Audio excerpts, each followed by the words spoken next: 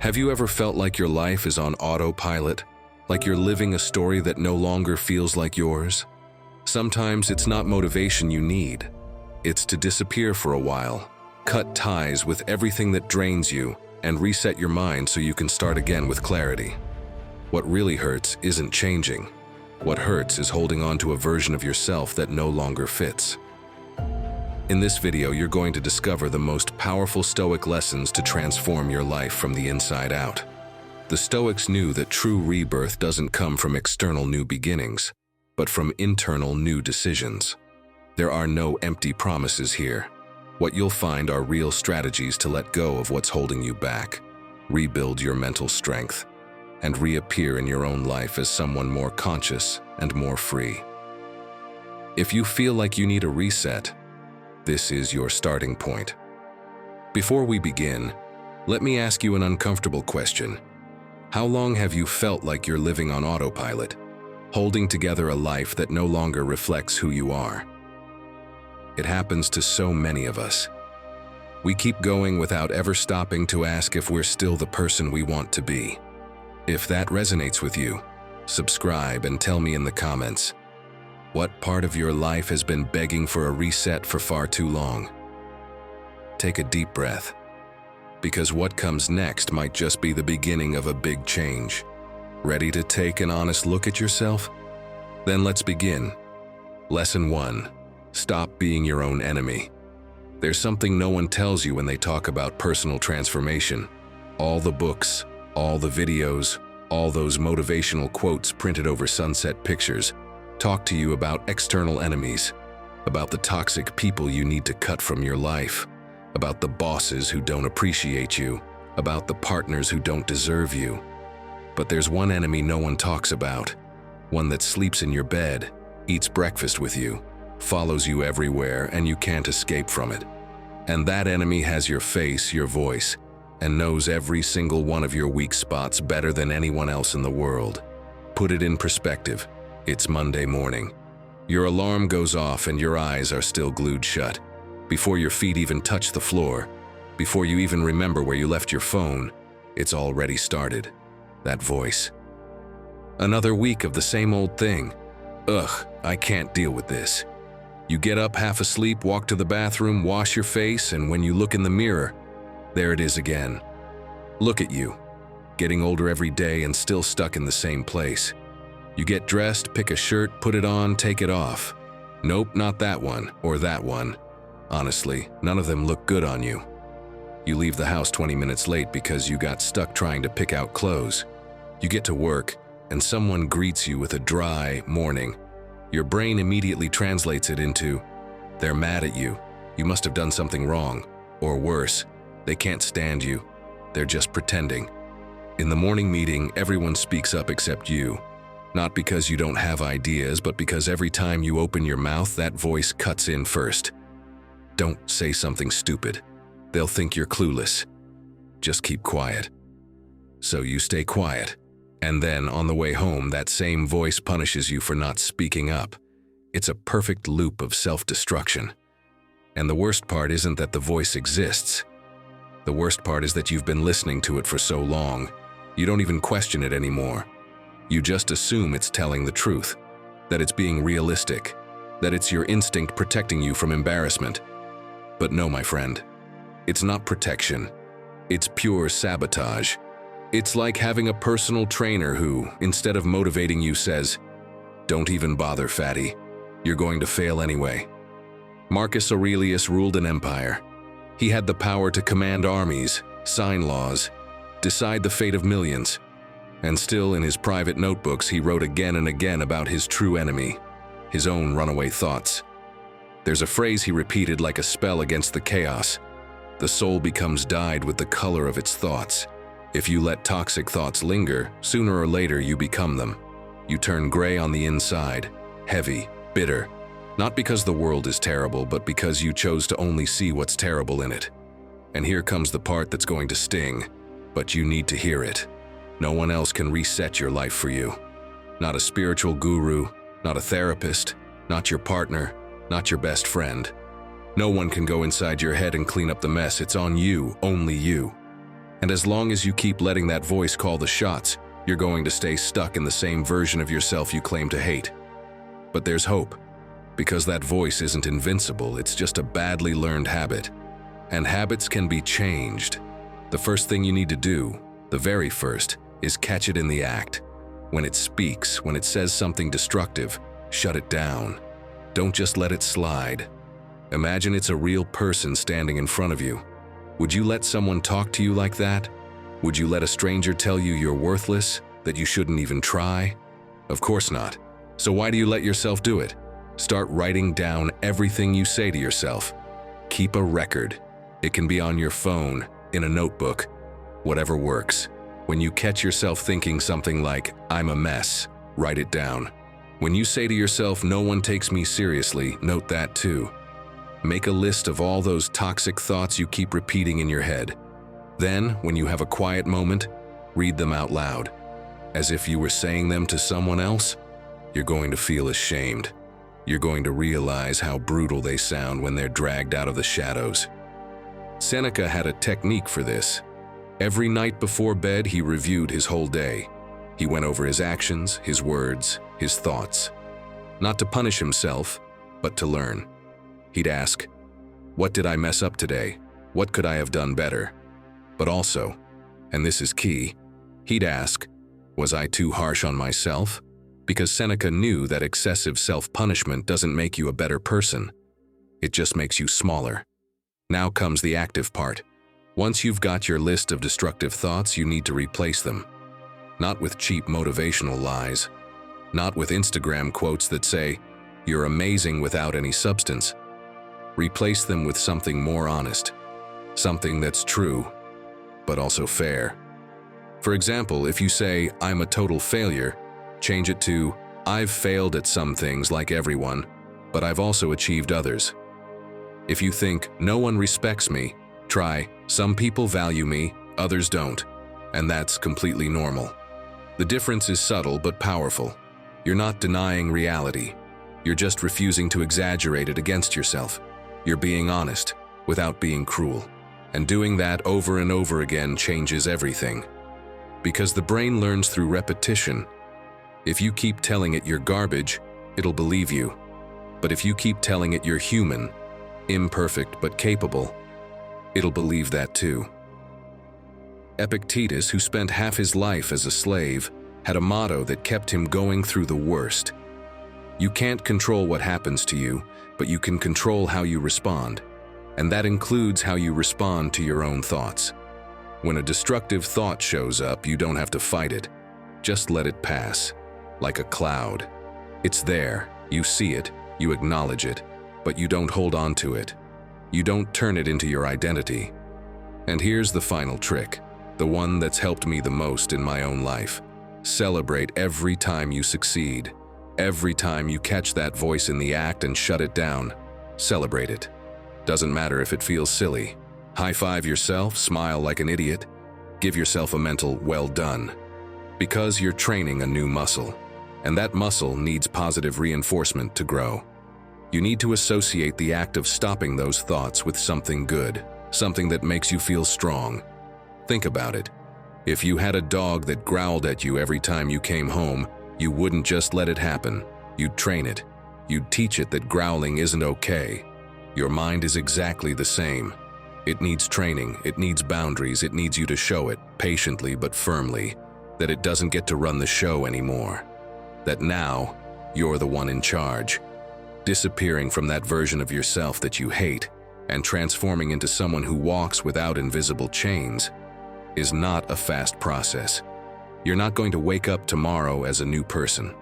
But every day you choose not to beat yourself up. Every day you choose to speak to yourself with a bit more kindness. You're taking a step toward that transformation. And those steps, however small they seem, are what build an entirely new life. So now, my friend, I ask you, are you going to keep being the enemy in your own story? Or are you finally going to put your fists down and start treating yourself the way you'd treat someone you truly love? Because resetting your life starts right there, the moment you decide that your mind is no longer going to be a battlefield. Lesson 2.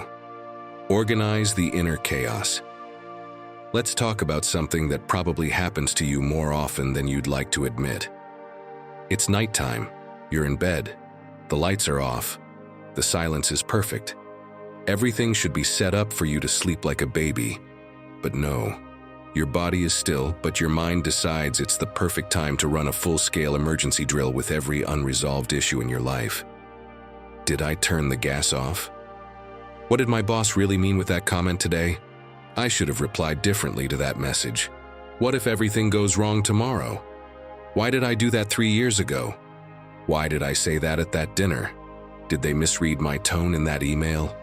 And so on, one thought after another. Like a conveyor belt of worries that never stops. And you try everything. You toss and turn, change positions, adjust your pillow, count sheep. Nothing works. Because the problem isn't the mattress. It's the endless parade happening inside your head. And the worst part? Most of those worries aren't even real. They're ghosts, inventions, scenarios your mind builds like a psychological horror movie scriptwriter. But you give them space, you give them power. You hand them the mic and the spotlight for the night, and they're thrilled. They stay until sunrise putting on their show. Here's the deeper problem. Your mind isn't designed to sit still. It evolved over thousands of years to detect danger, anticipate threats, solve problems. That's what kept you alive back in the days when you lived in caves and had to dodge lions. But now, in the 21st century, where the lions are unpaid bills and misinterpreted texts, your brain still works the same way. It keeps looking for problems, even when there aren't any. It keeps sounding false alarms. And you believe every single one. Marcus Aurelius lived this firsthand. He ruled Rome, the largest empire in the known world. He faced real threats, invasions, betrayals, plagues, wars. And still, what worried him most wasn't the external enemy. It was the internal one. The runaway thoughts that attacked him right when he needed clarity. And he wrote something that should be tattooed on the forehead of anyone who suffers from anxiety. You have power over your mind, not outside events. Realize this and you will find strength. But of course, realizing it is easy. Living it, that's something else. Because when you're lying there in bed, heart racing and your mind on fire, you're not thinking about Marcus Aurelius. You're not thinking about philosophy. You just want it to stop, for everything to shut up, to sleep in peace like normal people do. The good news is, you can, but not by trying harder, not by trying to control every thought like a security guard at the door of a club. Instead, you need to do the opposite. Stop stirring the water. Let me tell you something that changed my perspective. There was once an old fisherman who lived near a murky lake. Every morning he tried to fish, but the water was so stirred up that he couldn't see a thing. He'd reach in, stir the bottom, search desperately. And the more he searched, the murkier the water got. More mud came up. It became impossible to see anything. One day, tired and frustrated, he just sat on the shore. He stopped searching. He stopped moving. He just sat there, breathing, watching the lake. And slowly, without him doing anything, the mud began to settle. The water cleared. The fish appeared calmly floating, visible for the first time in weeks. Your mind works the same way. It doesn't need you to clean it. It needs you to stop stirring it up. Because every time you try to control a thought, you give it more strength. Every time you fight a worry, you feed it. And what you resist persists. What you intelligently ignore fades. Epictetus understood this better than anyone. He, who had no control over his own freedom, who depended on others just to survive, discovered something profound. What disturbs you is not things themselves, but your thoughts about them. A message with no reply isn't an attack. It's just a message with no reply. A strange look isn't rejection. It's just a look. But your mind, if you let it run wild, will write full novels around every little detail. And those novels will steal your sleep. So how do you stop this? How do you organize the chaos inside without losing your mind in the process? Let's break it down. First, get it all out of your head. Everything. Don't keep anything in. Grab a pen and paper or open your notes app and start writing down every single thing that's spinning in your mind. No filter, no shame. Don't try to make it make sense. Just dump it. I need to call my mom. I don't know if they liked me. I'm short on money this month. I think I said something stupid yesterday. Did I lock the door? Right, until nothing's left floating around. Because while those thoughts are trapped inside, they keep bouncing off each other like pool balls. But once you get them out, they lose power. They become words. And words can be read, evaluated, organized, or even deleted. Second, and this might sound weird, but it works, give your worries a schedule. Yes, a schedule. Choose a time of day, maybe in the afternoon, 30 or 40 minutes, whatever you need. Make that your official worry time. In that window, you can think about anything you want. Spin it over, analyze it, stress if you have to. But outside of that time, when your mind tries to sneak in with drama, tell it firmly, not now. We'll talk at your time. At first, your brain will protest. It'll try to convince you that this is urgent, that you have to think about it right now. But with time, it starts to understand the rules. It starts to respect the boundaries, and the nights get quieter. Third, bring your mind back to the present when it drifts. And it will drift. All the time. That's its nature. But every time you notice it slipping into the past or the future, gently bring it back. Don't get angry. Just guide it, like you'd guide a distracted child back onto the path. You can do this using your senses. Look around and name 5 things you see, 4 things you hear, 3 things you can touch, 2 you can smell, 1 you can taste. This isn't some hippie trick. It's basic neuroscience. Your mind can't be in 2 places at once. If you anchor it to the present, to your body, to what's real right now, it can't keep building anxiety castles in the future. Seneca had a nightly routine he followed religiously. Every night before bed, he reviewed his day, not to punish himself, to learn. He asked himself, what did I do well? Where did I fall short? What can I do better tomorrow? But also, and this is what set him apart, he asked, what did I worry about too much? What fear turned out to be just smoke? Because Seneca knew most of our worries never come true, and yet we carry them like they're guaranteed to happen. Now, my friend, I need to tell you something you must carve deep into your mind. You can't control everything. You can't guarantee everything will go well. You can't prevent every mistake, every misunderstanding, every problem. And that's okay. Because life isn't about total control, it's about learning how to navigate the chaos with a little more calm, about organizing it just enough so it doesn't drown you, about giving your mind the space to settle so the mud clears and the water becomes still again. Disappearing from that version of you who lives in constant mental overdrive and transforming into someone who can think clearly has nothing to do with having fewer problems. It has everything to do with learning how to process them without turning them into monsters, with learning to put order where there used to be only noise, with giving your mind the tools to do its job, without turning against you. So the next time you're tossing and turning in bed with the parade of thoughts marching on endlessly, remember this. You don't need to clean the lake. You just need to stop stirring it. Breathe deep. Let the mud settle. And trust that if you stay still long enough, the clarity always returns. My friend, I want to ask you something. What's the thought that makes the most noise at night? The one that shows up when everything else is quiet? Tell me in the comments if you feel like sharing. No one here is judging. We're all just learning how to bring order to our minds. And if you'd rather keep it to yourself, just leave the phrase, "Today I stop stirring the water." That way I'll know you're here walking this path with me and that you're truly part of this community. Lesson 3. Stop chasing ghosts. You know what's most ironic about anxiety? It almost never has to do with what's actually happening. It's about what might happen, about what you imagine could happen, about that future your mind builds with such detail that it feels real, even though it doesn't exist yet. It's like living in a horror movie that you write, direct, and star in. And worst of all, you charge yourself a high price for the ticket. Want to see how this works in real life? Imagine you have an important presentation at work tomorrow, one of those that could change things. You're at home, sitting on the couch with your laptop open. There are still 18 hours to go. 18. But your mind is already there. In that meeting room you haven't even walked into yet.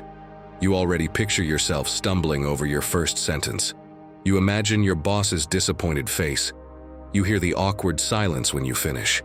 You feel the heat rising up your neck, the sweat on your hands, your voice cracking.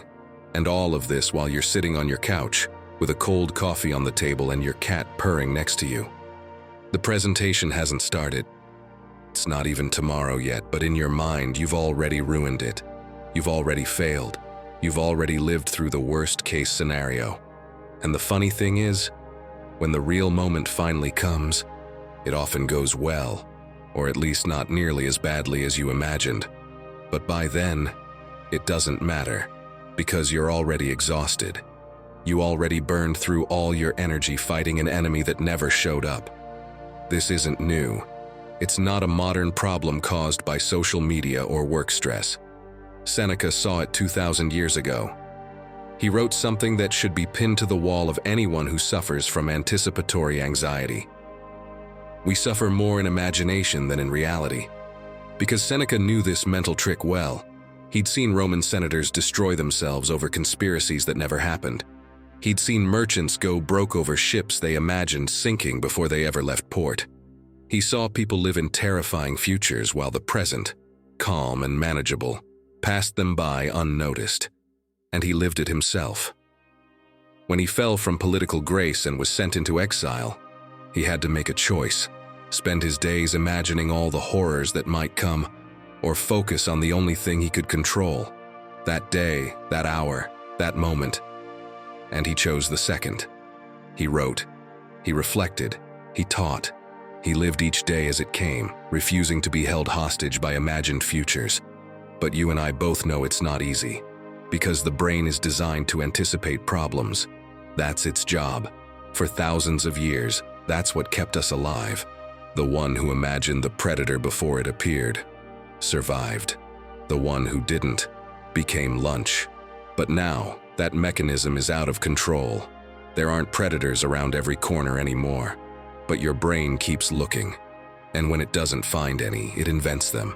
So there you are in the supermarket trying to pick between two brands of milk, and suddenly your mind jumps. What if I lose my job next month? What if I can't pay rent? What if I end up on the street? All because you're buying milk. All because your brain needs to find a threat, even if it has to make one up out of nothing. Marcus Aurelius understood this perfectly. He ruled the most powerful empire in the world and faced real threats. Barbarian invasions, plagues, betrayals in the Senate. But he knew that if he spent his time imagining every possible disaster, he'd never be able to make a single decision. So he forced himself to return to the present. He wrote it again and again in his meditations, like a constant reminder to himself. Confine your perception to the present moment. Don't jump ahead to tomorrow. Don't replay yesterday. Just this instant, just this. And he was right, because when you stay in the present, you realize something essential. Right now, in this precise second, you're usually okay. Not perfect, not amazing, but okay. You're breathing. You have somewhere to sit, you have food, the ceiling isn't caving in, the floor isn't collapsing beneath you. All that chaos you imagine? It's not happening. Not yet. And maybe it never will. So how do you let go of that future that's gripping you by the throat? How do you come back to the present when your mind already booked a one-way ticket to catastrophe? Start with this. When you notice your thoughts racing toward the future, stop, literally. If you're walking, stop moving. If you're sitting, close your eyes and ask yourself, what's happening right now? Not tomorrow, not in an hour. Now. Are you in danger in this very moment? Is something falling apart? Is someone attacking you? The answer is almost always no, and that no is powerful. It reminds your brain that it's fighting ghosts. Next, anchor your attention to something physical. Look around and name 5 things you can see, then 4 things you can touch, 3 things you can hear, 2 you can smell, 1 you can taste. This isn't a spiritual trick, it's brain mechanics. Your mind can't be in 2 places at once. If you force it to focus on your senses, on what's real and tangible now, it can't keep spinning its horror stories about the future. And finally, my friend, give yourself permission to not know everything, to not control everything, because that need to have every second of the future planned and locked down is what's killing you. Life doesn't work that way. It never has. And that's okay. You don't need to know how tomorrow's presentation will go. You don't need to guarantee that everything will go perfectly. You just need to show up. Do what you can with what you have, and let the rest unfold when it gets here. Epictetus put it with brutal clarity. There are things that depend on you and things that don't. Your preparation depends on you. Your effort depends on you. Your attitude depends on you. But the final outcome, other people's reactions, what happens tomorrow, that does not depend on you. And as long as you keep trying to control what you can't, you'll keep living in a state of permanent anxiety, resetting your life, disappearing from that version of you that lives in an imagined future, and becoming someone who lives in the present isn't a heroic act. It's a decision you make 1,000 times a day. Every time your mind escapes to tomorrow and you bring it back to now.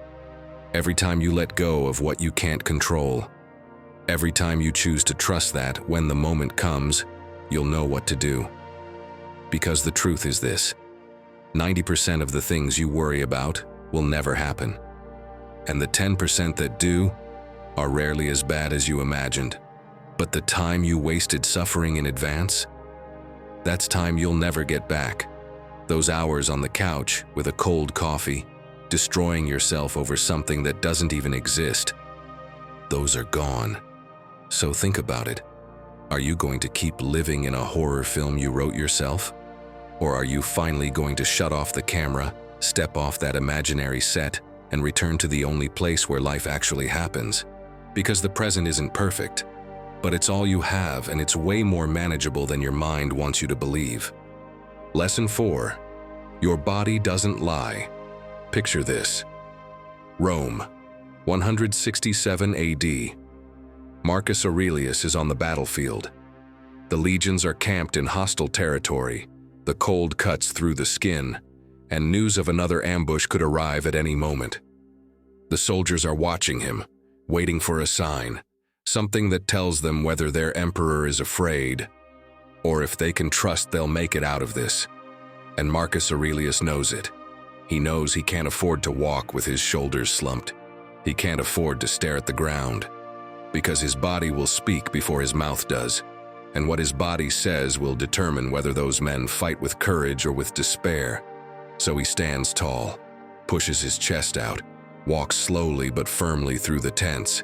He looks his men in the eyes. He doesn't give a speech, doesn't say anything special. He just walks. But his body says, "We're okay, we've got this." And the soldiers feel it. Even if deep down Marcus Aurelius is full of doubts, even if he has no idea how this war will end, his body sends a message that his mind starts to believe. That's something most people don't get. You think you have to feel good before you look good, but it works the other way around.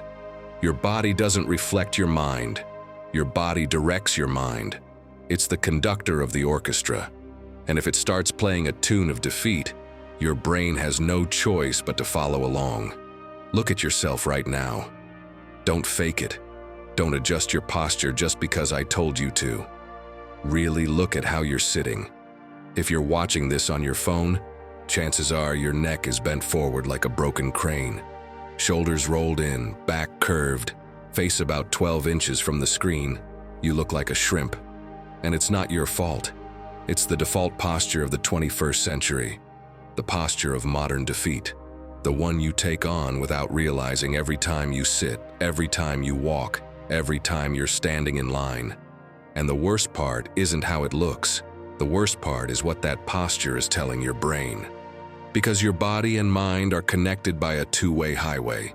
When you shrink, your brain gets the message, there's danger, make yourself small, hide.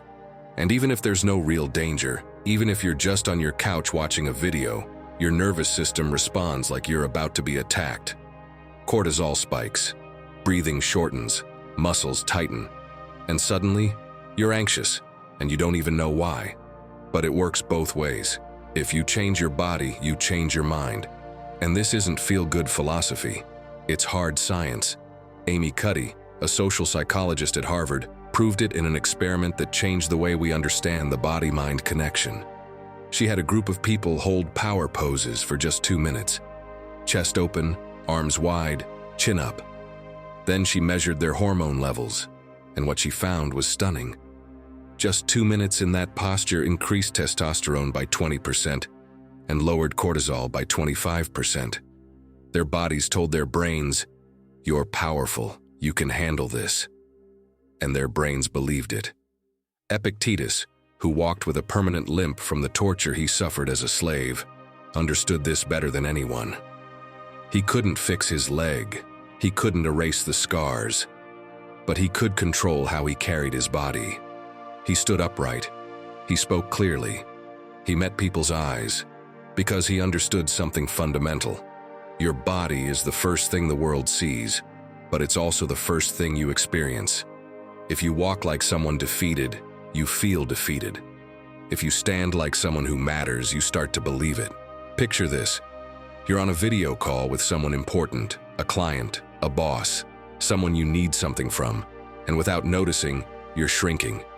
Shoulders forward, neck pulled in, hands nervously fidgeting with a pen off camera.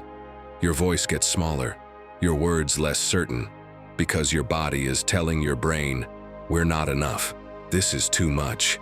And your brain, ever loyal, floods you with insecurity. Now picture the opposite, same call, but this time you sit up straight. Plant your feet, open your shoulders, keep your hands visible on the table. Take a deep breath before you speak. Your voice comes out clearer, your thoughts more organized, because your body just told your brain, "We've got this. We're ready." And the wildest part? The other person can feel it too, even if they don't know why, even if they can't explain it. There's something about you that communicates confidence, not because you said something brilliant, but because your body spoke before you did. Now think about the last time you had to do something important. What was your body doing? Probably curled up, arms crossed, hands hidden, eyes down. Every muscle sending your brain the message, "We can't do this. This is too much. Let's run." And your brain, obedient as ever, filled you with doubt, fear, and the urge to cancel everything and stay home. So, do you want to know how to use your body to hack your mind and start feeling different? Start with your feet, right now. Where are they? If you're sitting, they're probably crossed, dangling, or wrapped around the legs of your chair. Put them down. Plant them firmly on the ground, both of them. Set your soles like you're growing roots. That simple act alone tells your nervous system, "I'm not running, I'm here, I'm present." Now your shoulders. I bet they're up near your ears. Do this. Lift them even higher, until it almost hurts. Hold them there for 5 seconds. Then let them drop. Feel the release. Do it 3 times. It's like rebooting your body, like restarting a frozen computer. Next, your chest. Roll your shoulders back. Imagine an invisible string tied to your sternum, gently pulling it forward. Don't overdo it. Don't stand like a soldier in a parade. Just open. Breathe deeply. Fill your lungs all the way. Count to 4 as you inhale. Hold it for 4. Exhale for 4. Your body will start to calm down. Your mind will stop spinning. And last, your gaze. Stop looking at the floor. There's nothing interesting down there. Lift your chin. Look straight ahead. If you're alone, look in the mirror. Even if it feels ridiculous, even if it sounds like nonsense, do it. Because your brain needs to see that you're not hiding, that you're not running, that you're here, standing tall, facing whatever's coming. And though it might seem hard, it's not impossible. Just look at what Scott Tilley, a former CIA agent, used to teach people preparing for interrogations: how to stay calm when everything around them screamed danger. And one of the first things he taught was this: your body is your first message. Before you talk, before you even think of what to say, your body is already speaking, and what it says will shape how you feel and how others respond to you. Seneca said it best in a phrase that deserves to be carved somewhere. You'll see it every day. The body is not the prison of the soul, it is its instrument. And like any instrument, it needs tuning, it needs practice, it needs you to use it consciously, not drag it around like dead weight. So I ask you, my friend, are you going to keep walking like you're carrying the world on your shoulders? Or are you finally going to start using your body for what it is, a tool to change your mental state? Because resetting your life doesn't just start with changing your thoughts. It starts with changing how you stand, how you walk, how you breathe. It starts with telling your body, we're not going to live curled up anymore. We're not going to walk like we've already lost, even if we don't feel it yet. We're going to move like we're already the person we want to become. And if you do that, if you really do it, your mind won't have a choice but to follow. Lesson 5. Your scars don't define you. Have you ever seen a broken cup that someone chose not to throw away? In Japan, there's a technique called kintsugi. They take the broken pieces of a ceramic object and they join them together with a resin mixed with gold powder. The result is something completely different. The cracks don't disappear.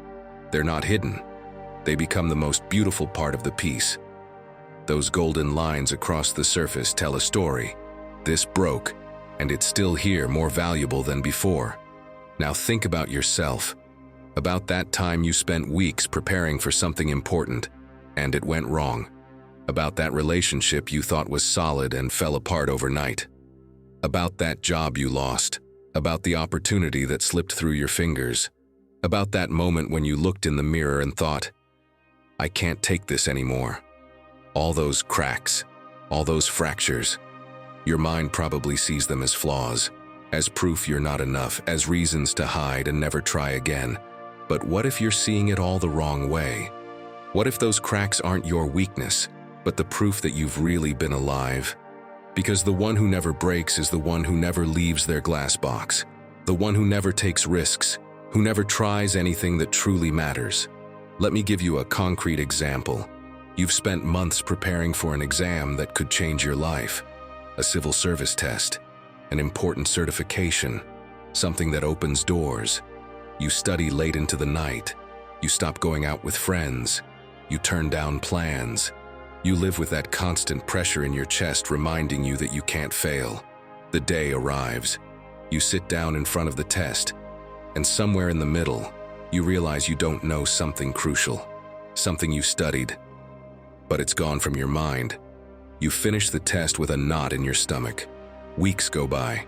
The results arrive. You didn't pass. That moment, the exact instant you see your name missing from the list, what does your mind do? Probably kicks off the same old show. I knew I wasn't going to make it. I wasted months of my life for nothing. Everyone's going to think I'm a failure. I never should have tried in the first place. And the worst, the most destructive thought of all, this just proves what I've always known, that I'm not good enough. Marcus Aurelius lost battles, lost territories, lost people he loved. He made decisions that went badly. And every night in his notebooks he'd write to remind himself of something essential. The obstacle to action advances action. What stands in the way becomes the way. It wasn't cheap optimism. It was a completely different way of seeing the world. Every failure, every obstacle, every time something went wrong, it wasn't the end of the road. It was the road. It was how he learned, how he got stronger. And he wasn't alone in this. Epictetus, who lived in chains and suffered torture that left his body permanently marked, wrote something that should be burned into the mind of anyone who believes failure defines them. It's not circumstances that make or break you. It's your response to them. Because he knew he had two choices. Let the chains define him, or use them as fuel to become unbreakable. But here's the part no one tells you. Failure hurts, and it's okay that it hurts. You don't have to pretend you don't care. You don't have to wear a mask of strength and say everything's fine when inside you feel shattered. That's not Stoicism. That's denial. True Stoicism acknowledges the pain, looks it in the eye, and then decides what to do with it. So when you fail, and you will because we all do, the first thing you need to do is this: separate the result from your identity. You are not the exam you didn't pass. You are not the relationship that ended. You are not the project that didn't work. That was something that happened, an event, a moment in time. It's not who you are. It's something that happened to you, not something that defines you. Imagine a friend comes to you and says they failed at something important. What would you say? Probably something like, "Hey, you gave it your best." That already means a lot. You'll do better next time. You wouldn't say, "You're a total failure." You should just give up, right? So why do you talk to yourself that way? Why do you allow yourself to be brutal when you'd never be that cruel to someone you love? Seneca had a nightly exercise. He'd review his day and ask, "Where did I fail today?" But not to punish himself, to learn, to identify exactly what went wrong and what he could improve. He didn't say, "I'm terrible." He asked, "What specific behavior can I change tomorrow?" And that difference changes everything, because when you focus on behavior, you have control. But when you focus on identity, you just drown. Jordan Peterson talks a lot about this too. He says that when something goes wrong, people tend to collapse their entire identity around the failure. One bad test becomes, "I'm stupid." One failed project becomes, "I'm worthless." And once you do that, it paralyzes you. Because if you are a total failure, why even try? But if you simply failed at something specific, then there's hope. Then you can tweak. Then you can grow. So his advice is simple but powerful. Find the smallest part you can fix. Don't try to rebuild everything at once. Just find one crack, the tiniest one, and pour gold into it. Then another, and another. And little by little, without even realizing it, you become something stronger than you were before you broke. So from now on, let's do this. When you fail at something, and I mean when, not if, do this. Write down exactly what went wrong. Don't generalize. Don't say everything was a disaster. Be specific. I didn't study chapters 5 and 7 well enough. I got nervous and couldn't think clearly. I underestimated how much time I needed. That level of detail gives you power, because now you have something real to work with. Then ask yourself, what can I learn from this? Not in some empty motivational sense. Seriously. What new information do you have now that you didn't have before? Maybe you learned your study method doesn't work, that you need more practice under pressure, that you have to start earlier. Every failure is information. It's data, and data isn't good or bad. It just is. Now comes the most important part, my friend. Define one small adjustment. Don't say, "Next time I'll study 12 hours a day." That's not realistic and you know it. Say, "I'll add 1 hour of review 3 times a week," or "I'll do a practice test every Sunday." Something concrete, measurable, something you can do without breaking yourself in the process. Here's the mistake most people make. After failing, they double their demands on themselves. They punish themselves with impossible goals as if that would make up for the last failure. But all that does is guarantee they'll fail again, faster and harder. And every time they fail, they reinforce the story that they're not enough. It's the perfect vicious cycle. Because here's what no one tells you about resetting your life. It's not about wiping the slate clean and pretending nothing ever happened. It's about taking everything that broke, every crack, every scar, and deciding it won't destroy you, that it'll become your golden lines, the marks that prove you've been in the fight, that you've fallen and gotten back up. Marcus Aurelius knew this when he wrote through plagues and wars. Seneca knew this when he lost everything in exile. Epictetus knew this when he carried the marks of slavery on his body, and you know it too, even if you don't feel it right now. That every time you break and put yourself back together, you become more you, more real, more human, stronger in ways you never would have been if everything had gone perfectly from the start. So the next time you cross that finish line gasping for air, the next time you see a result you didn't want, the next time you feel that punch in the gut of failing again, remember this: you're not broken, you're becoming. And those cracks that feel so heavy right now, one day they'll be the most beautiful part of your story. The parts that shine with gold. The parts that say to the world, this fell apart and it's still here, stronger than before. Lesson 6. Choose your circle as if your mind depended on it. There's a saying, you are the average of the 5 people you spend the most time with. Sounds nice on a motivational poster, but when you really think about it, it's brutal. Because it means that your view of the world, your thoughts, your energy, your ambition, even your happiness, aren't entirely your own. They're being shaped day after day by the voices around you. And if those voices are full of complaints, negativity, and mediocrity, guess how you're going to end up sounding? Think about the last time you spent time with someone who does nothing but complain. Someone for whom everything is a problem. The weather sucks, work is awful, people are unbearable, the country is falling apart. Nothing is right, nothing will ever get better. And at first, you try to lift their spirits, right? You look for the bright side, offer solutions. But after a while, you realize they don't want solutions. They want company in their misery. And if you're not careful, you end up there with them, complaining about things that didn't even bother you 5 minutes ago. Now multiply that by days, by weeks, by months. If that person is your partner, your best friend, your coworker, someone you spend hours with every day, what do you think happens to your mind? It starts to shift, slowly, without you even noticing. You begin to see the world through the same dull lens. You start to speak with that same tired tone. You start believing that things can't get better because no one around you believes they can.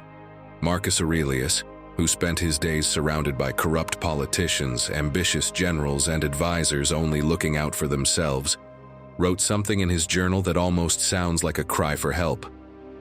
When you wake up in the morning, think what a privilege it is to be alive, to breathe, to think, to enjoy, to love. And then he added, because most of the people you'll meet today don't think this way. And he was right.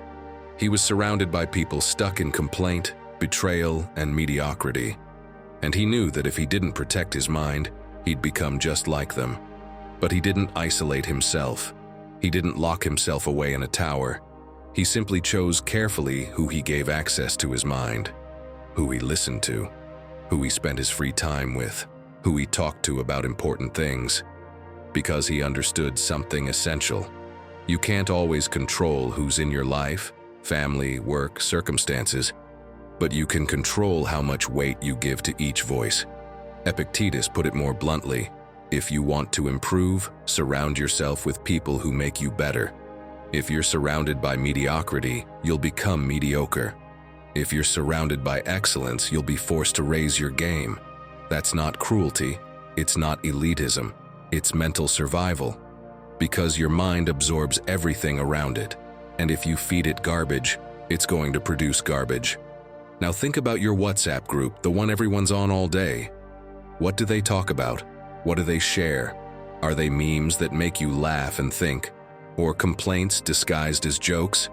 Do they share ideas, projects, things they're learning? Or is it just rants about traffic, the government, Mondays, and how tired they always are? Watch the general tone, because that tone will rub off on you, whether you like it or not. And it's not just groups. Think about individuals. That friend who drains you every time you see them because all they talk about is their problems, but they never do anything to change them. That buddy who always has an excuse not to try something new and mocks anyone who does try. That coworker who turns every project into an apocalyptic drama before it even starts. They're not bad people. They don't mean harm, but they're toxic for your mind. They're like smoke in a closed room. At first, it's fine, but if you stay there breathing long enough, you start to suffocate. Seneca had a strict rule for this. He reviewed his friendships the same way he reviewed his diet. He'd ask, "Does this person make me better or worse? Do I leave our conversations with more energy or less? Do they inspire me to grow or drag me down to their level?" And if the answer was negative, he'd take distance. No drama, no fights. He'd just let the relationship cool off naturally, because he valued his mental peace too much to sacrifice it for blind loyalty. And here comes the uncomfortable truth no one wants to hear. Sometimes those people are your family, or your lifelong friends, people you truly care about. And yes, it hurts. It hurts to realize that someone you love is doing damage just by the way they see the world. But you have to choose. Will you protect their feelings or your mind? Because you can't always do both. I'm not saying abandon them. I'm saying adjust the dose, set boundaries. Don't give them unlimited access to your head. When the negativity starts, change the subject or step away politely. Don't sit there for 2 hours absorbing their emotional garbage like it's your duty. Now, the other side of this. Seek out people who elevate you, people who make you think, who challenge you, who inspire you, who are doing things, not just talking about doing them, who, when they fail, get back up instead of whining, who see opportunity where others only see obstacles. And if you don't have people like that around you, go find them. Go where those people hang out. Conferences, workshops, gyms, book clubs, online communities, anywhere. Because those people exist. They're just often not in your comfort zone. They're outside, doing things, while you're still in the same bar with the same people, having the same depressing conversations. You know Kobe Bryant, right? Of course. He had a legendary mindset. He used to say that when he was young, he always tried to train with the toughest guys in the gym, the ones who arrived first, the ones who left last, the ones who didn't make excuses. Because he knew that if he surrounded himself with people who settled for less, he'd settle too. But if he surrounded himself with people obsessed with excellence, he'd have no choice but to rise to the level, or get left behind. And it worked. Not because those people pushed him directly, but because their presence, their work ethic, their mindset was contagious. The same way negativity is contagious, so is excellence. If you're surrounded by people who read, you read more. If you're surrounded by people who train, you train more. If you're surrounded by people who build, you build more. It's automatic. But it also works in reverse. If you're surrounded by people who do nothing, who complain all day, who live off excuses, you become that too, without even noticing. Because the human mind is wired to adapt to the group, to fit in. And if the group has low standards, you'll lower yours just to belong. So, my friend, here's a direct question. Who are the 5 people you spend the most time with? Think of their names. Now ask yourself with brutal honesty, do they make me better? Do they inspire me? Do they challenge me? Or do they just keep me comfortably stuck in my own mediocrity? If the answer makes you uncomfortable, good. That means you're being honest. And now you have a choice to make. You can keep doing what you've always done, surrounded by the same people, having the same conversations, living the same life. Or you can start making changes. Small at first. Step back from the people who drain you. Move closer to those who energize you. Actively seek out people who are living the way you want to live. Because resetting your life isn't just about changing your habits or your thoughts. It's about changing your environment. It's about understanding that you're not an island. Your mind is constantly being shaped by the voices around it. And if those voices are rotten, your mind will rot too. It doesn't matter how hard you try to think positive if you spend 8 hours a day with people who see everything in black. Marcus Aurelius summed it up in a sentence you should tattoo somewhere. The soul becomes dyed with the color of its thoughts, but it also becomes dyed with the color of the people around it. So choose wisely, because your mind, your energy, your future depend on it. And now I want to ask you something most people avoid. Who is that one person who quietly drains your mind every time you're around them? We all have someone like that. Someone we care about but who wears us down without meaning to. If you feel like sharing, no names, no details, Tell me in the comments how being around that person makes you feel. Sometimes putting it into words is the first step toward taking your power back. And if you'd rather not explain, just leave the phrase, "Today I choose who I let into my mind."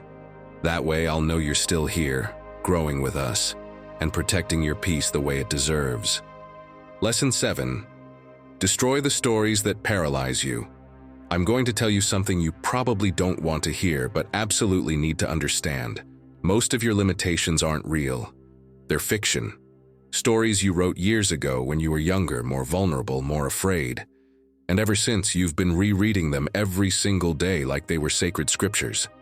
As if what happened once defines what can happen forever. Picture this. You're 15, sitting in math class. The teacher calls you to the board to solve a problem. You walk up, legs shaking, everyone's staring. You grab the chalk. Your mind goes blank. The numbers swim around senselessly. You sweat, you stutter. And then, from the back, someone lets out a little laugh, barely audible. But to you, it sounds like thunder. The teacher mutters something like, "You better sit down." And you go back to your seat, face burning, feeling like everyone just stamped you with the label, class idiot. That afternoon, you get home, shut yourself in your room, and right there, in that moment, without even realizing it, you write the first line of a story that will haunt you for decades. I'm not good at math, but you don't stop there, you expand it. I'm not good at anything that requires logic. Then, I'm not smart. Eventually, I can't handle hard things. Now you're 35.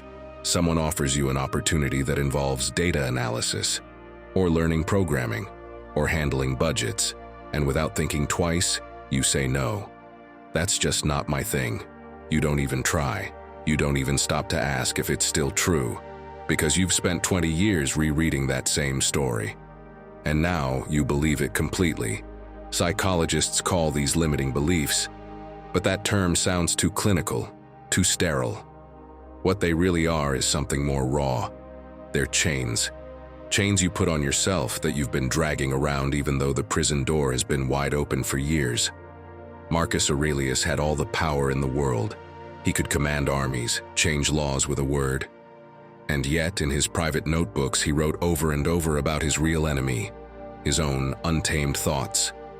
There's one line he repeated like a spell against the chaos. The soul becomes dyed with the color of its thoughts. If you let toxic thoughts stay, eventually you become them. You turn dull inside, heavy, bitter. Not because the world is terrible, but because you've chosen to see only the terrible in it. And here comes the part that stings, but you need to hear it. No one can reset your life for you.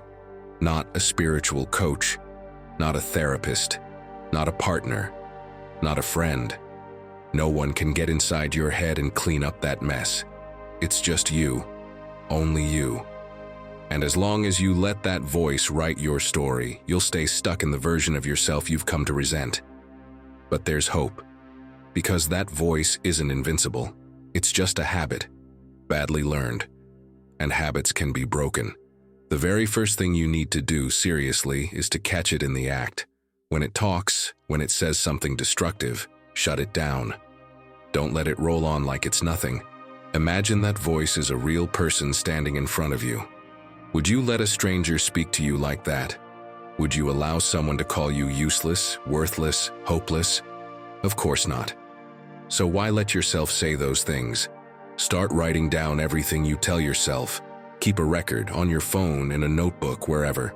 When you catch yourself thinking, "I'm a mess," write it. If you hear yourself say, "No one takes me seriously," write that too. Make a list of all the toxic scripts you've been looping on repeat.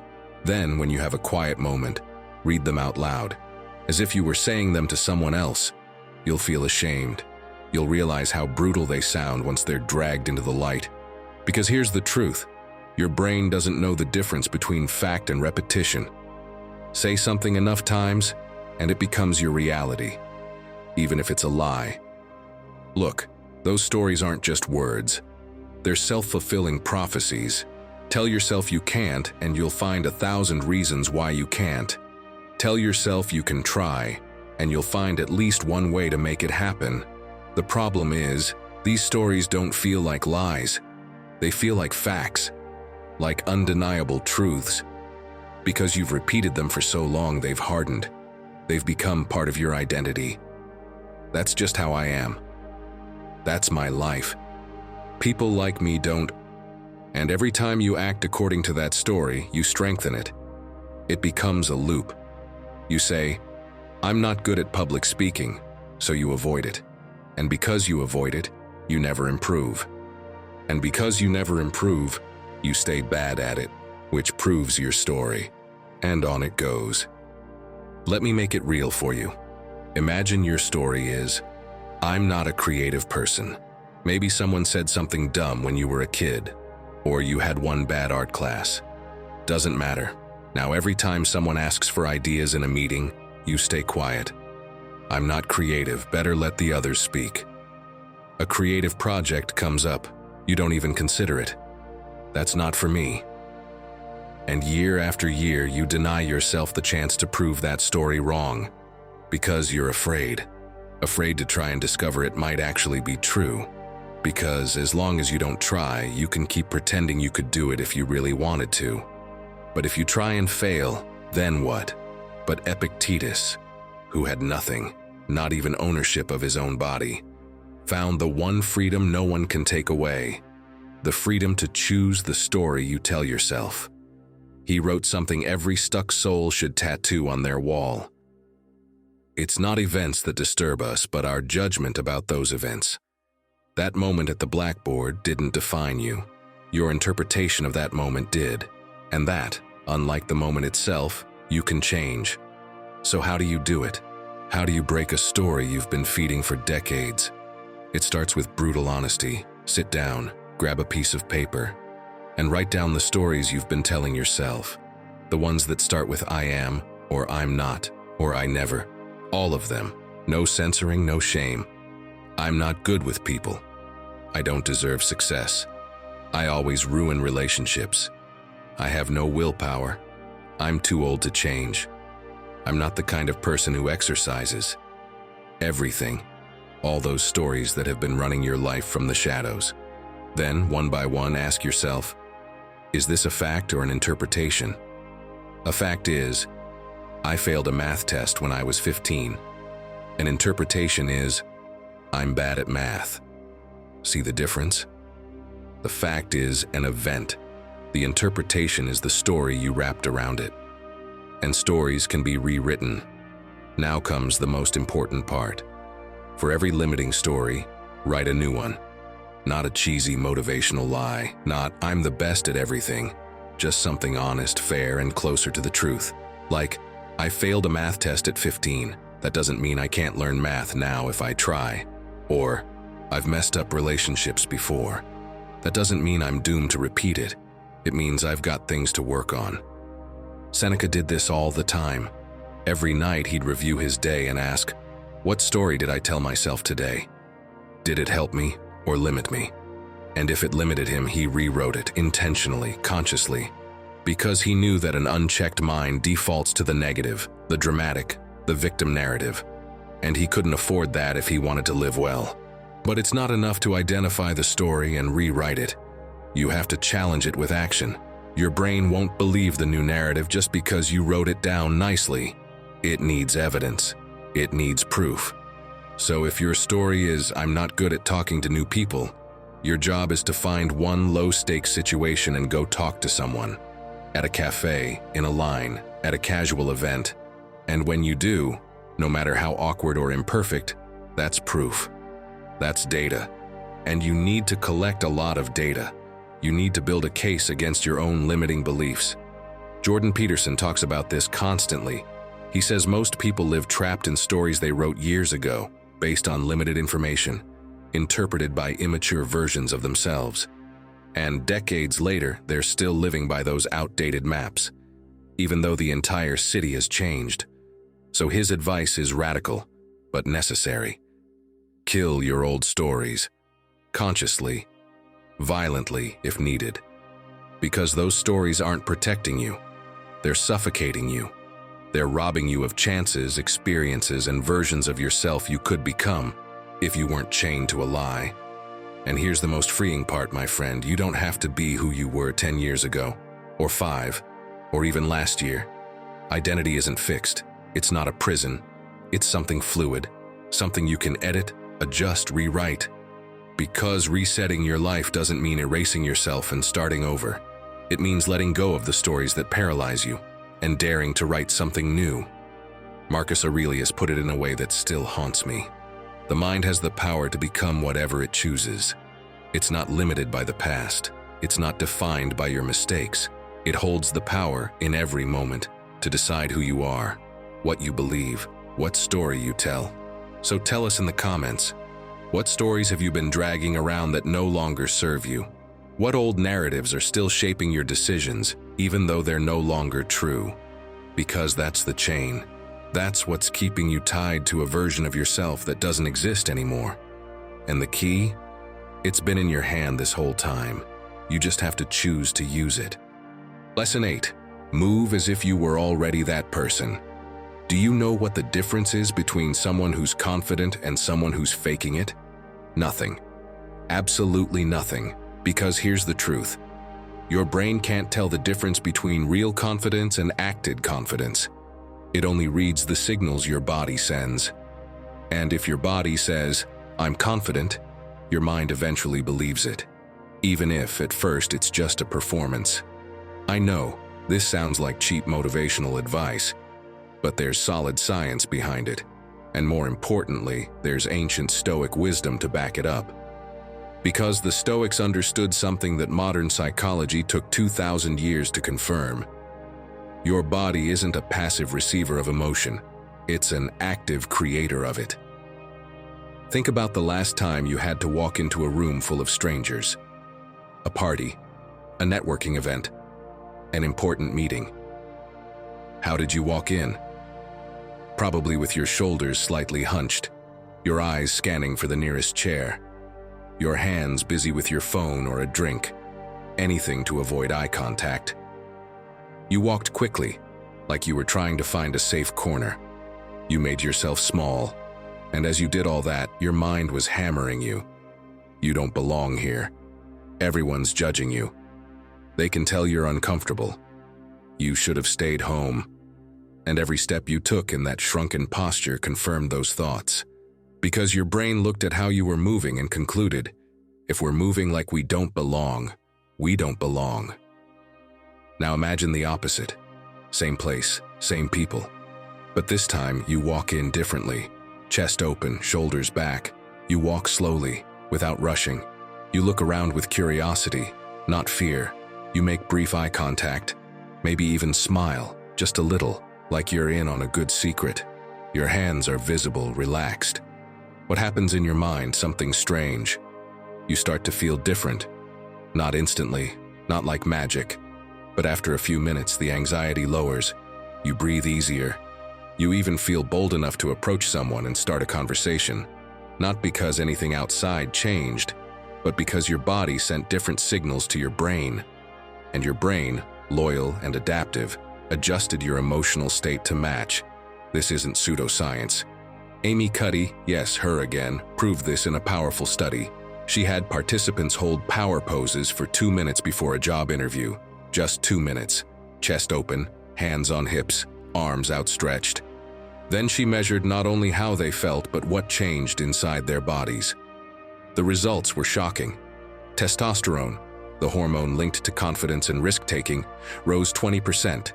Cortisol, the stress hormone, dropped 25% in just 2 minutes, simply by changing how they held their body. And most impressive of all, in the interviews that followed, those participants were rated as more competent, more confident, and more hireable. Not because they gave smarter answers, but because their body language communicated something their words couldn't. The Stoics didn't need a lab to understand this.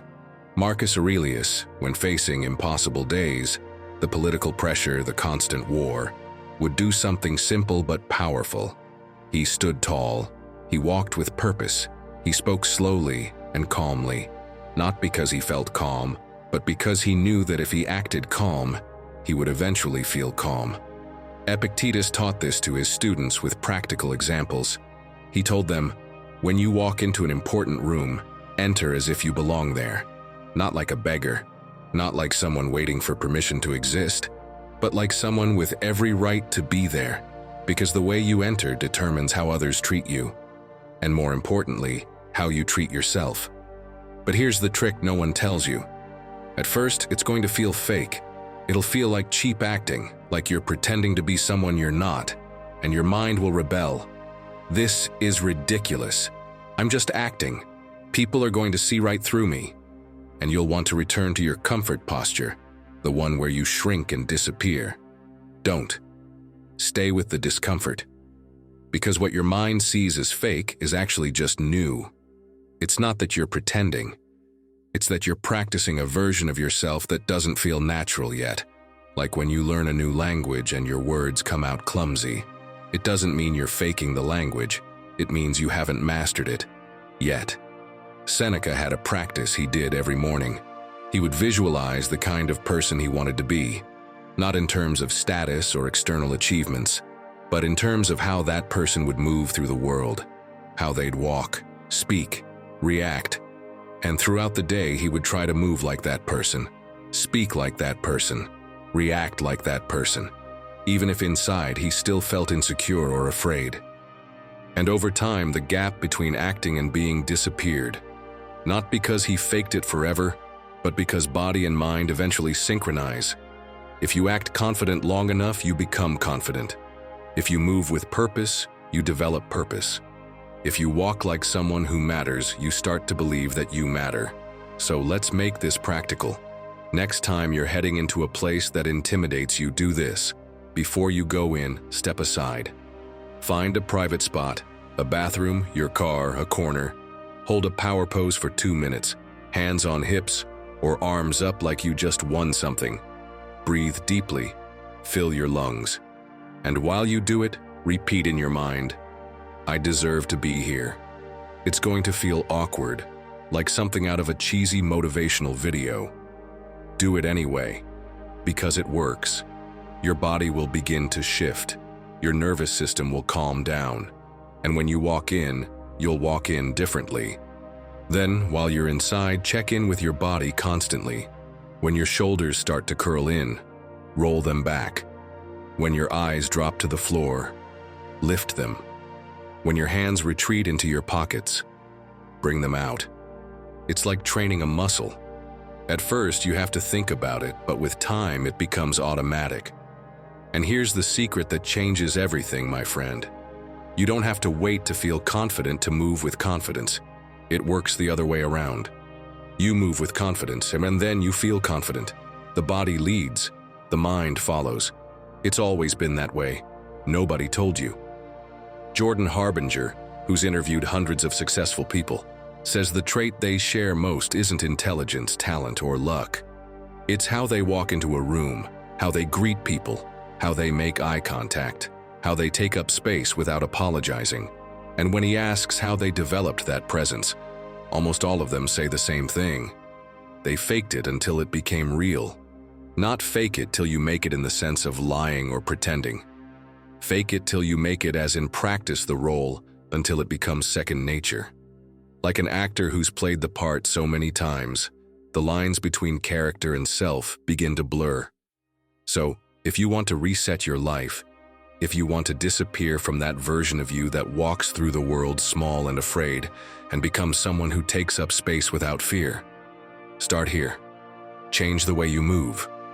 Walk slower, stand taller, speak a little softer, a little more deliberately. Hold eye contact 1 second longer than you're comfortable with. Smile even when you don't feel like it. And watch what happens.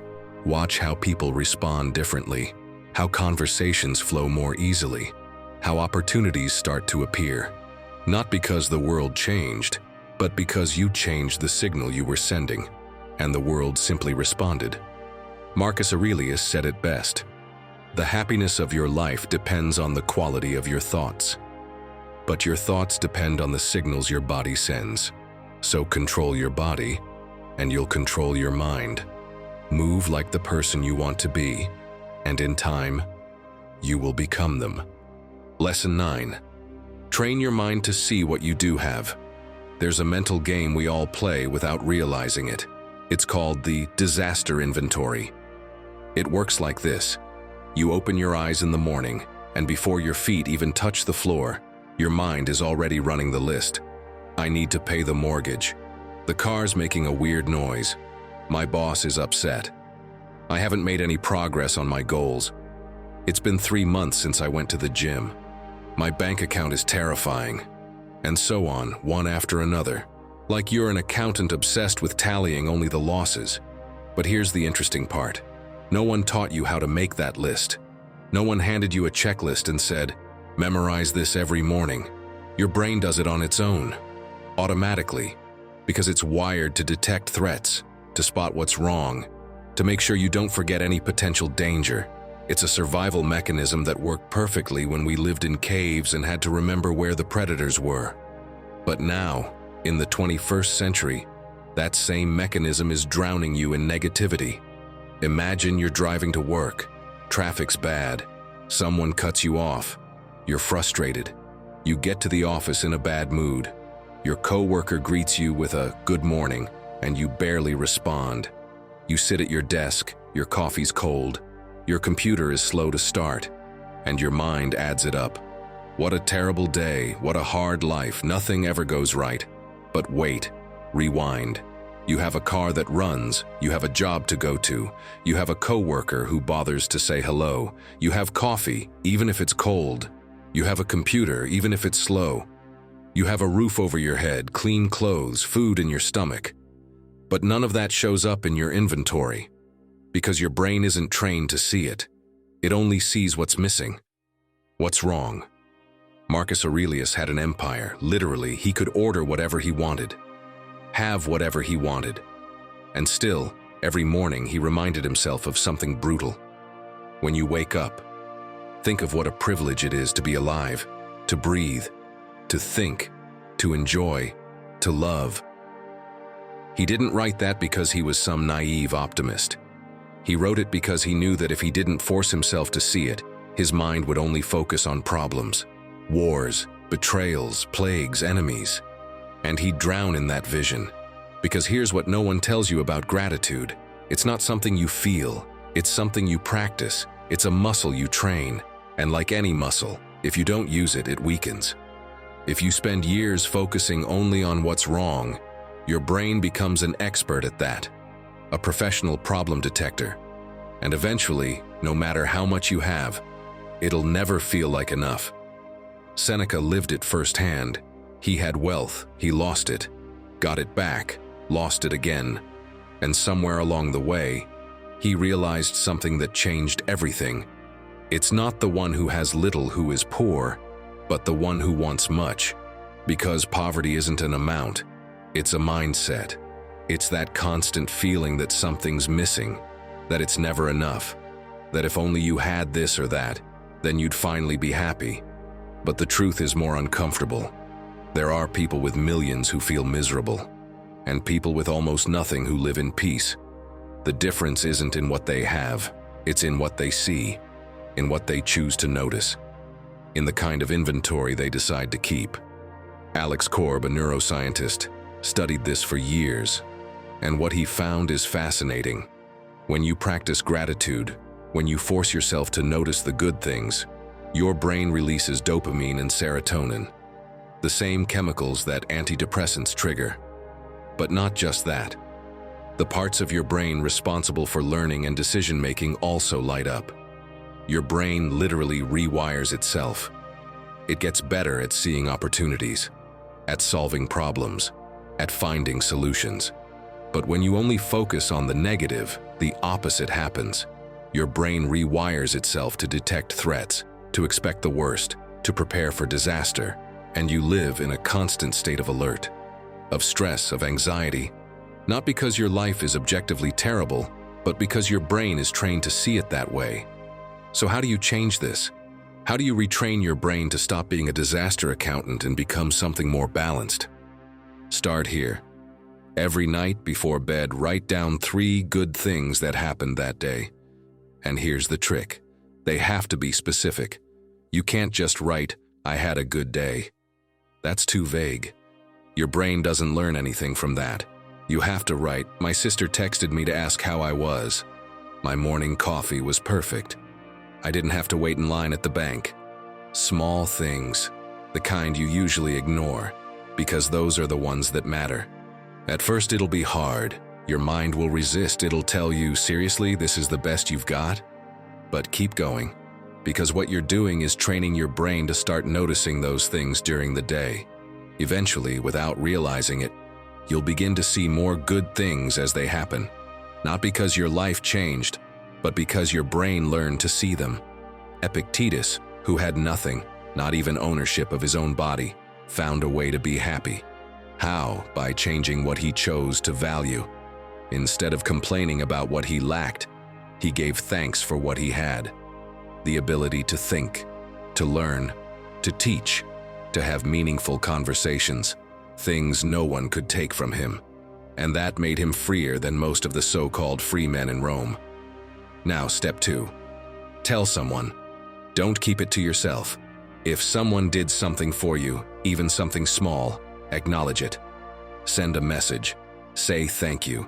Tell them why. Not just an automatic thanks, a real one. "Thanks for checking in.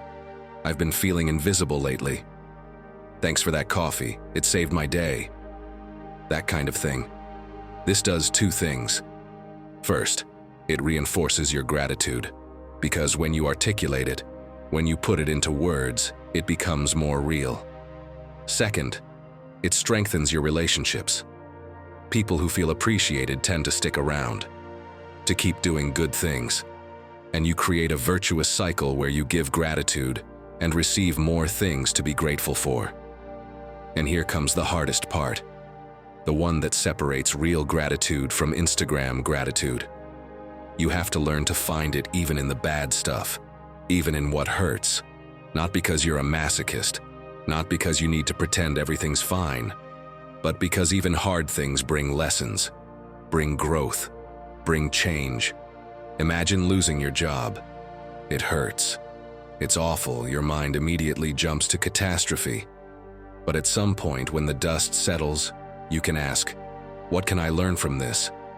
What opportunities opened that I didn't see before? What did it force me to do that I needed to do anyway?" It's not toxic positivity. It's not pretending losing your job is great. It's recognizing that even the hard stuff has value, that nothing is purely good or purely bad, that life is more complex than that. Seneca had a nightly ritual. He'd review his day and ask, "What went wrong today? What can I be grateful for in that?" Sometimes the answer was simple. "I learned not to do that again." Other times it was deeper.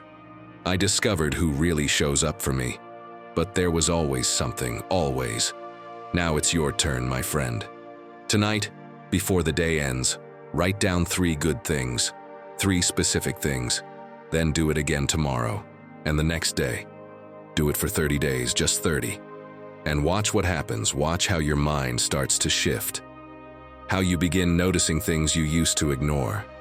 How the heavy days start to feel a bit lighter. Because restarting your life doesn't begin with getting new things. It begins with learning to see what you already have. With training your mind to stop obsessively counting losses and start tallying gains. Even the small ones. Even the ones that seem insignificant. Because those small gains added up day after day are what build a life worth living. Lesson 10. Decide that you deserve to be okay. Let's talk about something uncomfortable. Something no one's probably ever said to you out loud, but that you need to hear. The reason you're not happy isn't because your life is terrible. It's not because you don't have enough. It's not because the circumstances are against you. The reason you're not happy is because deep down, you don't give yourself permission to be. Sounds harsh, I know, but really think about it. How many times have you been in a perfect moment, and instead of enjoying it, your mind started thinking about everything that could go wrong? How many times have you felt genuine joy, and then felt guilty for feeling it? How many times have you turned down invitations, opportunities, or simple moments of pleasure, because some voice in your head said, That's not for you. You don't deserve that. Better stay where it's safe. Put it in context. You're at a party. The music's good, people are having fun, someone reaches out and invites you to dance. And what do? You stay seated. Nah, I don't dance. I'm no good at that. I'll look ridiculous. I'll just stay here. And there you are, drink in hand, watching others laugh, move, mess up, stumble, and keep dancing. And inside you feel that sting of regret, that voice whispering, you should have gone for it. But you didn't. Not because you couldn't, but because you decided you didn't deserve that moment of freedom, that you didn't deserve to feel light, that you didn't deserve to enjoy something without paying for it. And this doesn't just happen at parties. It happens everywhere. Someone invites you on a trip. No, I've got too much work. Do you really have that much work? Or are you just not giving yourself permission to rest? You're offered a promotion. I'm not sure I'm ready. Are you really not ready? Or do you just not believe you deserve success? Someone compliments you. It's nothing really. Was it really nothing? Or are you just unable to accept being seen in a positive light? We live with this toxic idea that happiness must be earned, that you have to suffer enough, work hard enough, sacrifice enough, and then, only then, if the universe feels generous, it'll give you permission to be happy. But that day never comes, because there's always more to do. Always something missing, always a reason to postpone your own joy. Jim Carrey, the king of comedy, right? Spent decades of his life not allowing himself to be happy. He talks about it in interviews with brutal honesty. He believed that if he let himself enjoy things, if he let his guard down, life would make him pay. That he had to stay on constant alert. That happiness was a dangerous luxury. And he lived like that until he realized something fundamental. Waiting for the perfect moment to be happy, he wasted years of imperfect but real moments. And he said something I've never forgotten. Your need for acceptance can make you disappear completely. Because that's what happens when you live waiting for permission. You disappear. You become invisible. A shadow watching others live while you wait for your turn. A turn that never comes, because no one's going to show up and say, it's okay now. You're allowed to be happy. Seneca wrote it 2,000 years ago, and it's still true.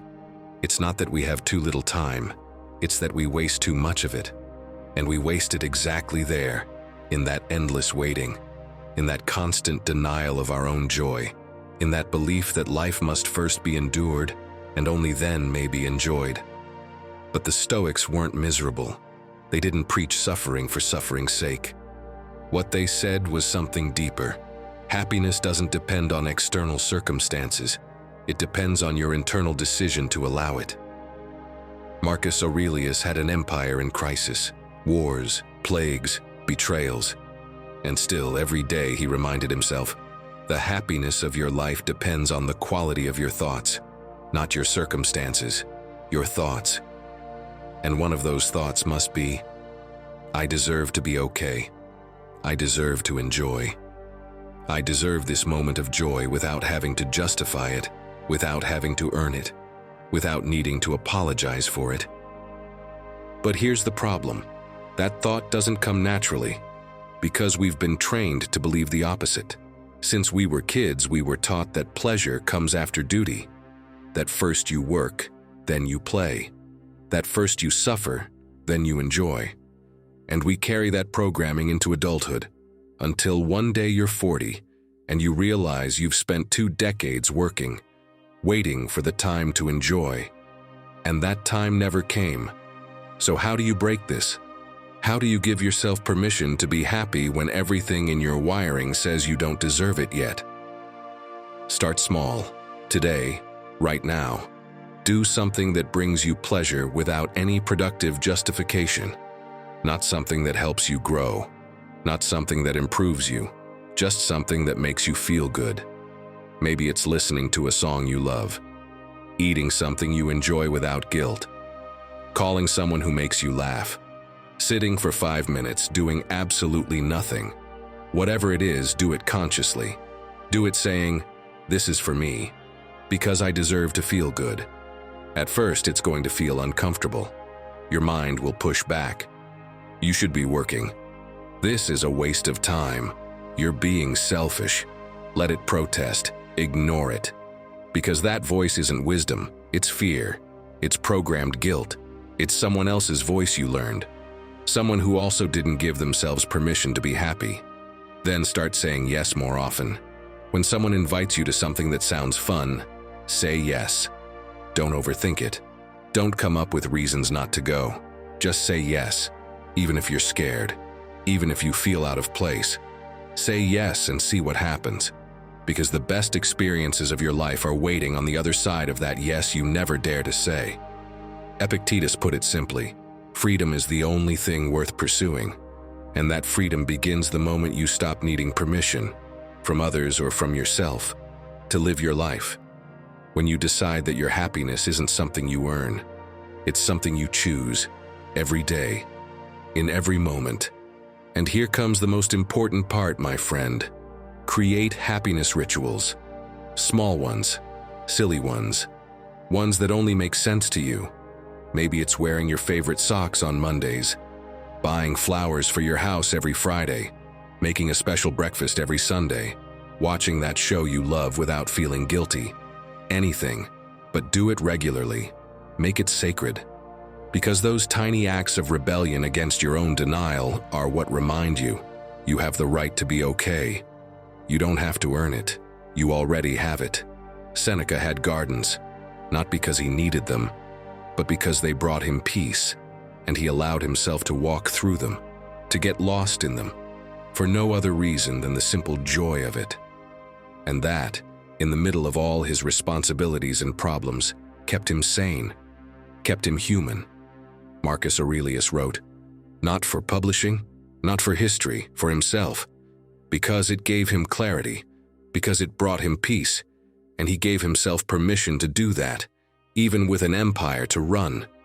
You need that too. You need to give yourself permission to be happy without justification, without having to prove it first, without needing to suffer enough before you deserve it, because life is not a transaction. It's not a point system where you accumulate pain to redeem joy. It's something that happens now, while you wait, while you doubt, while you deny yourself. So how long are you going to sit there watching other people dance? How long are you going to keep putting off your own life, waiting for the perfect moment? Because that moment doesn't exist. Only this one does. And you decide whether to live it or let it pass you by, restarting your life, disappearing from that version of yourself that lives in constant denial and transforming into someone who embraces each moment. Doesn't begin with massive changes. It begins with one simple but radical decision. I decide that I deserve to be okay. Now. Not later. Not when things are perfect. Now. And then you act from that decision, and watch how everything starts to change.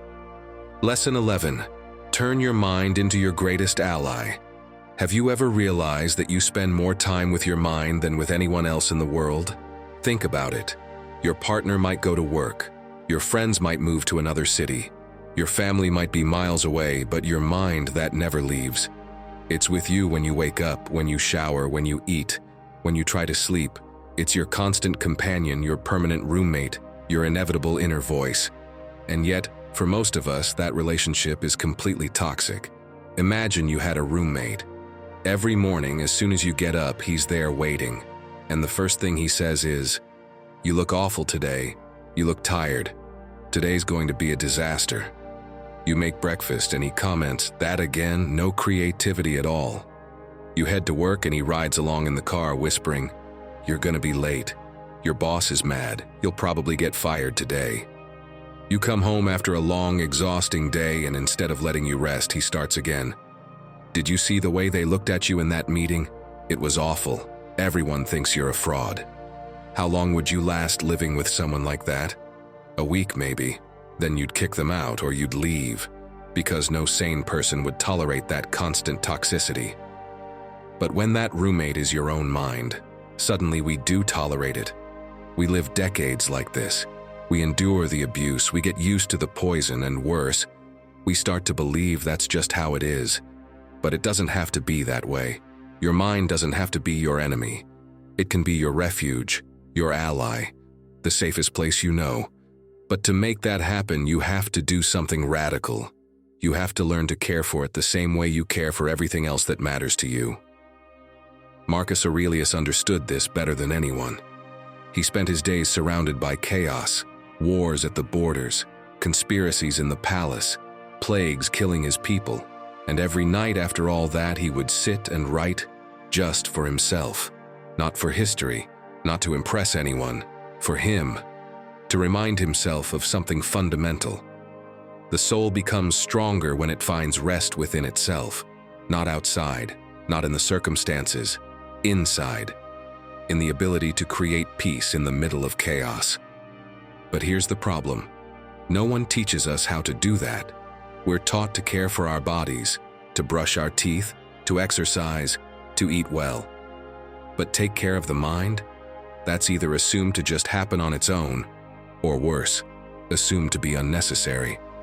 Tough it out. Be strong. Don't think about it, as if ignoring the problem was the solution. Guy Winch, a psychologist who's dedicated his career to this, explains it with a brutal analogy. If you cut your arm, you clean it, you cover it, you make sure it doesn't get infected. But if you get emotionally wounded, someone says something hurtful, you fail at something important, you're rejected by someone you care about. What do? Nothing. You let it bleed. You let it fester. And then you're surprised when it hurts so much. And what's worse, not only do we not heal it, we make it worse. We pour salt in the wound. We replay what happened over and over. We analyze every detail. We look for proof that we're a mess. And we turn a small cut into a festering wound that eats us alive. Let me show you how this plays out in real life. Imagine you had an important presentation today, and you made a mistake. A small one, probably no one noticed. But you did. And that night, instead of resting, your mind plays the scene on repeat, like a movie in a loop. And each time you see it, the mistake feels bigger, more embarrassing, more definitive, and your mind bombards you. You're incompetent. Everyone noticed. You've lost all credibility. You'll never recover from this. And you fall asleep with that. And you wake up with that. And you carry it for days, sometimes weeks. All because of a mistake that probably lasted 3 seconds and that no one else even remembers. But your mind turned it into an epic tragedy, into undeniable proof of your total failure. Epictetus, who lived in chains, who knew real suffering, said something that should be on every wall. It's not the events themselves that disturb you, but your judgment about them. That mistake in the presentation didn't destroy you. Your interpretation of the mistake did. And that interpretation, unlike the mistake itself, can be changed. So how do you do it? How do you turn your mind from enemy to ally? Start here.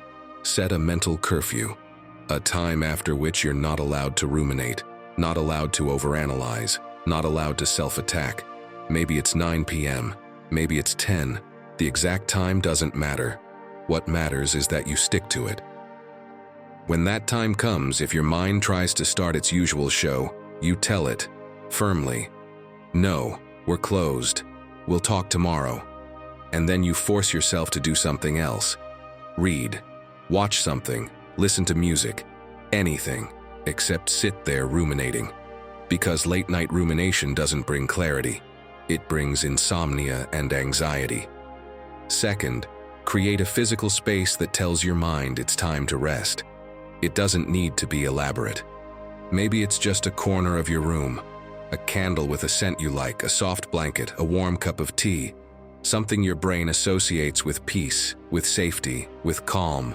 And each time you enter that space, your mind will know, here, we don't fight. Here, we rest. Third, and this is the most important, learn to talk to yourself like you'd talk to someone you love. When your mind starts its destructive criticism, stop it cold and ask yourself, would I say this to my best friend? Would I say this to my sister? Would I say this to someone I care about? If the answer is no, then don't say it to yourself either. Replace it with something more fair, not with motivational fluff, but with something honest and compassionate. Instead of "you're a failure," say "you made a mistake." Like everyone, you can learn from it. Instead of "everyone hates you," say "some people like me, some don't, and that's okay." Simple truths, but truths that don't destroy you. Seneca used to do this every night. He'd review his day, he'd identify his mistakes, but not to punish himself, to learn. And then he'd ask, was I too hard on myself today? Did I treat myself with the same compassion I'd give a friend? And if the answer was no, he'd adjust. Because he knew internal cruelty doesn't produce growth. It only produces pain. And here's something no one tells you, my friend. Your mind is changeable. It's not fixed, it's not doomed to be toxic forever. It can change, it can learn, it can become something completely different. But it needs training, it needs practice, it needs you to treat it day after day, with the patience and compassion it deserves. Imagine you have an aggressive dog, one that growls and bites. How do you train it? Not with more violence, not by yelling, not by hitting. You train it with patience, with firm but clear boundaries, with positive reinforcement when it does well, with gentle redirection when it doesn't. And slowly, that aggressive dog becomes a loyal companion. Your mind works the same way. It's been trained in aggression, in self-criticism, in negativity, but it can be retrained. It can learn new patterns. It can become your best friend instead of your worst enemy. But you have to be the trainer, and you have to be patient, because the change isn't instant. It's cumulative. So tonight when you get home, when your mind tries to start its usual routine of punishment and criticism, do something different. Tell it, "Thanks for trying to protect me, but I don't need that anymore. We're safe, we can rest." And then actually rest, really rest, without guilt, without analysis, without spiraling. Because restarting your life doesn't begin with changing your job, your city, or your social circle. It begins with changing the relationship you have with the one person you spend every second of your life with, yourself. And when that relationship changes, everything else changes with it. And after all this, my friend, there's still something missing. Because you might have a mind that's strong, clear, and trained, but without direction, that strength scatters, and you disappear again into that version of yourself you no longer want to be. And this is where the final lesson comes in, the one that separates those who change a little from those who change for real. Let's go to it. Lesson 12. Choose your battle and fight it to the end. Let me tell you something no one says out loud, but everyone needs to hear. The reason you're not making progress isn't because you lack talent. It's not because you don't have opportunities. It's not because the world is against you. The reason you're not moving forward is because you're fighting 1,000 battles at once and losing all of them. Your energy is so scattered, you don't have enough strength left to win any single one. Think about it.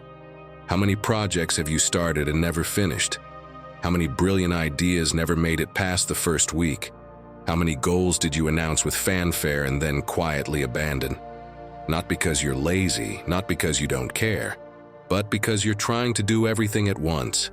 And when you try to do everything, you end up doing nothing. Picture yourself in a massive garden, fertile soil everywhere, and you decide to plant 100 different seeds. Roses, tomatoes, sunflowers, aromatic herbs, everything, because it all sounds good. It all feels important, but you only have one watering can. And every day, you go out and sprinkle a bit here, a bit there, just enough for each plant to survive. Barely. Months go by. And your garden is a mess. 100 mediocre plants. None blooming, none bearing fruit. And you get frustrated. Why isn't this working? Why do other people have beautiful gardens and mine is a disaster? But the problem isn't the garden. It's you. Because if you'd chosen just 5 plants and given them all the water, all your attention, all your energy, you'd have 5 magnificent plants instead of 100 struggling to stay alive. Seneca put it with a clarity that still cuts deep. To be everywhere is to be nowhere, because distraction is the death of excellence. You can be decent at many things, or you can be extraordinary at a few, but you can't be both. You have to choose. And here's the hard part. Choosing means letting go. It means saying no. It means giving up things that sound great because you don't have the time, energy, or focus to do them well. And that hurts, because we live in a world that tells us we can have it all, that we should have it all, that if we don't have it all, we're failing. But that's a lie that paralyzes us, that pushes us to try 1,000 things and finish none, that leaves us exhausted, with nothing to show for it, because we're running in all directions but getting nowhere. Temple Grandin understood this when everyone told her it was impossible, that someone like her couldn't succeed, that she should settle for surviving. But she didn't try to be good at everything. She picked one thing, animals, and gave it everything. All her attention, all her energy, all her time. While others criticized her, she focused. And that absolute focus made her one of the most influential scientists in her field. Not because she was smarter than everyone else, but because while others scattered their energy in 100 directions, she channeled hers into one, like a laser that can cut steel because all its power is focused on a single point. Cal Newport, who studied the most successful people in the world, found one consistent pattern. They were brutally selective with their attention. They didn't try to do everything. They picked one or two things that truly mattered and gave them everything.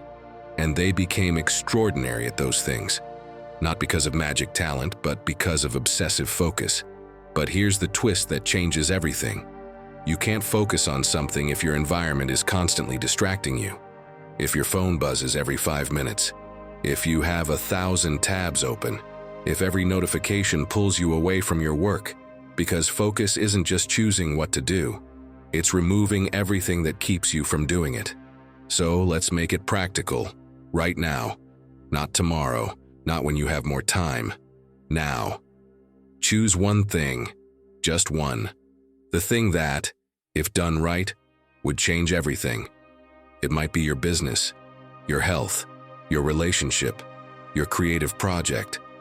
Whatever it is, just one. Write it down, then ask yourself, with brutal honesty, what am I doing that's not moving me closer to this?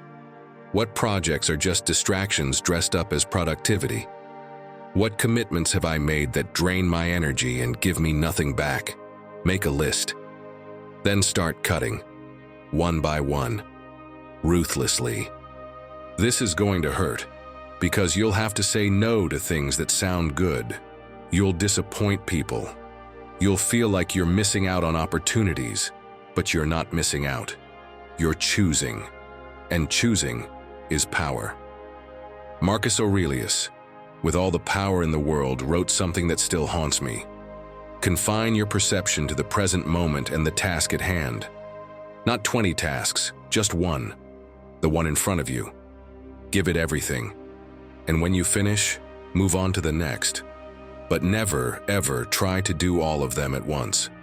Now for the second step, eliminate distractions. And I don't mean minimize them, I mean eliminate them.